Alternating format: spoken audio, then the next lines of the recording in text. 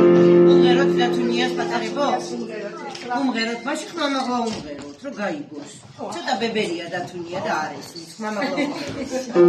გაბაჭბაჭებს ტყეში, დიდი და ხმამაღლა დათუნიას უყვარს, ის ვაშლი და დაფრი, დათუნიას უყვარს, ის ვაშლი და აბავი ბაჭბაჭოთ, დათუნია როგორ დაბაჭბაჭებს, მაჩვენე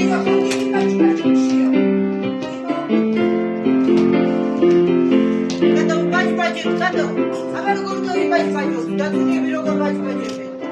ოჩ